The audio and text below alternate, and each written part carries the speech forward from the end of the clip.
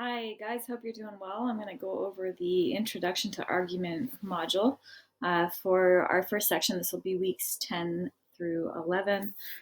For our other section, it will be weeks 8 through 9, so just be mindful of the different labels there.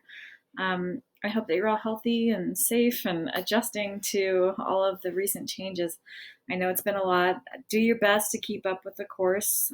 I know a lot of you had some huge transitions in the past few weeks, be it with childcare or housing or job, and then big changes afoot. So if you're struggling and you need an extension, please don't hesitate to reach out. I'm happy to accommodate you. We want to try and get as many people through as possible with a successful outcome. So let me help you if you need it. Don't hesitate to reach out and email me if you've got something going on. So I hope you had a good spring break and that you were able to complete the process analysis module fine. If you did a grade improvement project, I will be grading those in the coming week, and hopefully that will help you with a low or missing essay. Otherwise, we are approaching that drop deadline for April 17th with a withdrawal rather than a grade. So look at your grades. If you're missing a lot, if you don't think you're going to be able to do it, no shame in just saying, okay, we'll try it again at a better time. But if you're kind of borderline and you just need an extra push, I would urge you to do it because with a little bit of change, you can definitely still pass the course at this point, even if you have a low grade. All right, so we're getting to writing arguments. Many of you have done this in high school and in other courses, writing a persuasive paper. That's what our chapter in Models for Writers is about this week. So go ahead and click with me. I'm going to start with the argument writing overview. All right, so in first week, we have a discussion, a quiz, and a compare and contrast reading response. That's fairly standard routine by now. And then in the second week of the module, we have a discussion to help you choose a topic, another quiz on avoiding plagiarism, and an argumentative essay. Now, the second week does not have any Models for Writers readings. That's because your essay this time is a little bit longer. This is a 1,000-word essay with works cited. So I know your usual is 500. This is kind of double that. So you want to spend more time writing in week 2 and take a look at why we're doing this, what an argumentative essay is, and where you'll be doing it in academia.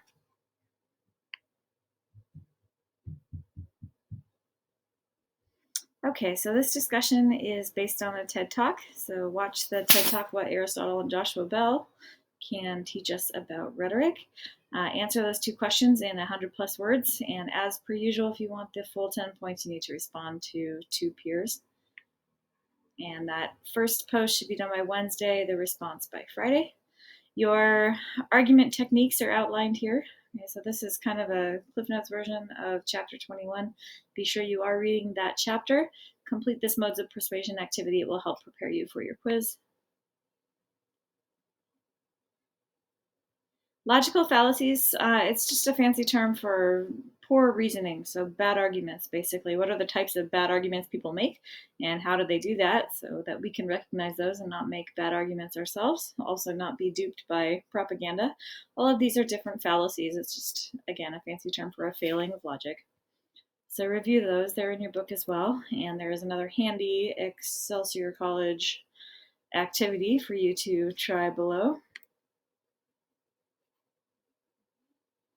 And that should prepare you for your quiz, which is chapter 21, argument techniques and logical fallacies. So be sure you've done the online page reading as well as the chapter for that. You get 2 attempts, 20 points, and it averages the 2.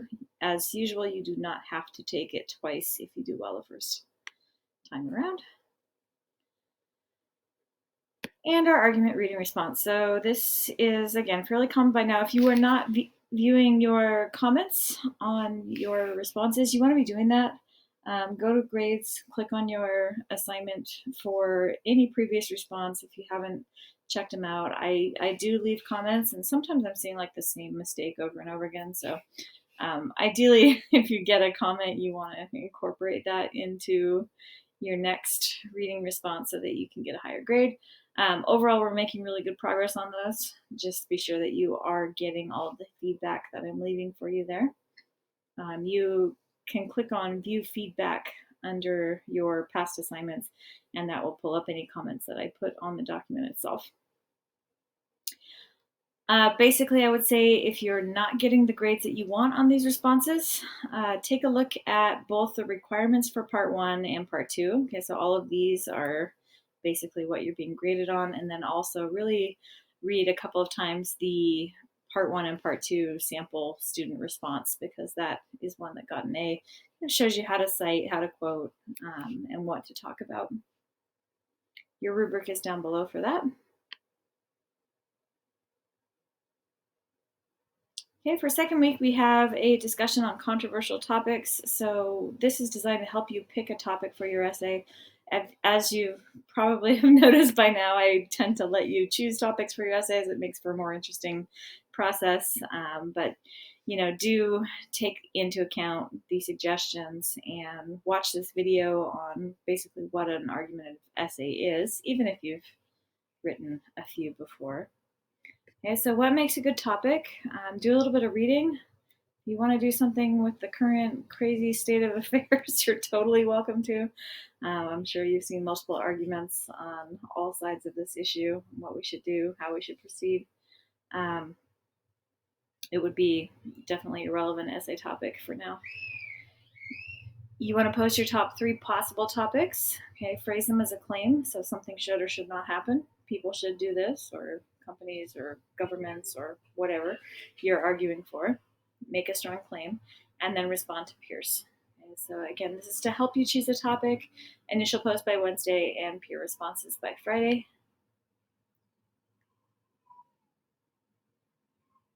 And then all of the other content is on avoiding plagiarism.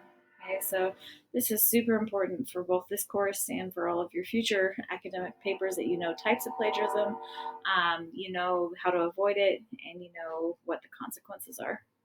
Okay, so there is a lot of information here. Be sure that you're reading all of it and doing the activities, and all of these videos and embedded slideshows are things that you want to check out.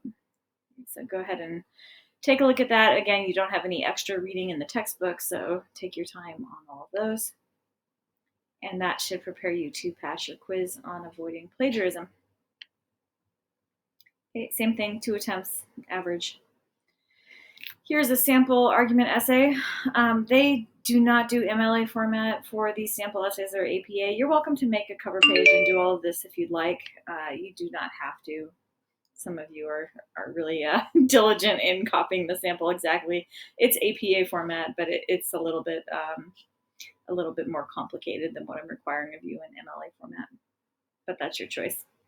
If you hover over the little icons here, you can see tips about what the author's doing. So if you haven't figured that out, then go ahead and check out what the highlighted portions are meant to demonstrate. Works cited, you're being heavily graded on a works cited, so you've had a couple of those by now, but hopefully the comments on your past papers, as well as all these materials, will help you to make a works cited that gets full credit. Some websites there for how to do it. And also a sample works cited page. Okay, so the only thing that's missing here would be your last name and the page number in your paper. Otherwise, this would be the format you want.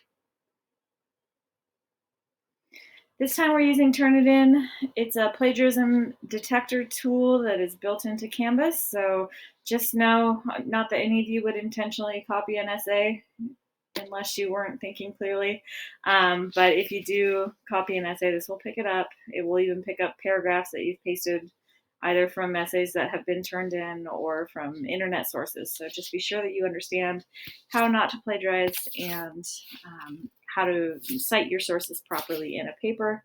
Read that about what Turnitin is, and then watch this video on how to submit using Turnitin.com. It's just a part of Canvas. You don't have to register or sign up for anything on a website. Basically, all you do is click in the Turnitin.com submit box. Okay, so yours looks a little bit different from mine, but if you watch that video, it'll walk you through step by step how to turn in. Okay, so this is the page where you turn in your argumentative essay. It needs to be 1,000 plus words, so double the usual length. You need to have 3 sources minimum. You might want to have more, and then you need to have a thesis. All of these good argumentative techniques that are outlined in your chapter 21 should be included in your essay. Please write a new one. I know you probably have one lying around that you maybe used in a past course or for high school, but if you possibly can, write something new, write something relevant, write something that you care about. It makes for much more interesting experiences for all of us involved. And then again, the only way you're going to get credit is submitting to turnitin.com. It will generate a similarity report, which you can view.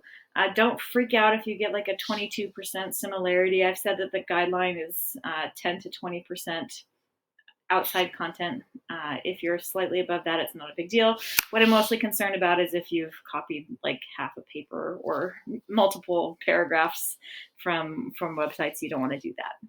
Okay, so all of that's covered in the module, but again, if you did not intend to plagiarize and it just happened because you didn't know what you were doing, I will usually give you a chance to fix that and resubmit. So it's not the end of the world. Okay, so that was a lot, I know, but I hope that covers everything for the next 2 weeks. Again, reach out if you're struggling. There's been a lot of communication from the college regarding incompletes. If you don't think for whatever reason you're going to be able to finish, there are options for filing for an incomplete. You can also, as I said, withdraw if you need, but I am here to help you, and I want everybody to get through this with the best possible outcome. So please communicate if you're struggling, and we can work out a plan to make something work for you. All right, take care. I am glad to be back. I had a baby a week and a few days ago, which is crazy, but he's doing well. I'm doing well, and we're all adjusting to the new normal. So I hope that you are staying healthy and staying sane, and I look forward to reading what you come up with this week. Have a good one.